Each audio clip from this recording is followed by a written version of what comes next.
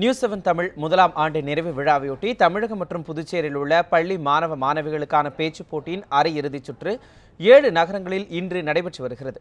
சென்னை, திருச்சி, மதுரை, கோவை, சேலம், நெல்லை மற்றும் புதுச்சேரி ஆகிய 7 இடங்களில் இன்று பேச்சுப் போட்டி நடைபெற்று வருகிறது. மறைந்த முன்னாள் குடியரசுத் தலைவர் டாக்டர் APJ அப்துல் கலாமின் கனவுகளை நிறைவேற்றுவதில் மாணவர்களின் கடமை என்ற தலைப்பில் இந்த போட்டி நடத்தப்பட்டு வருகிறது.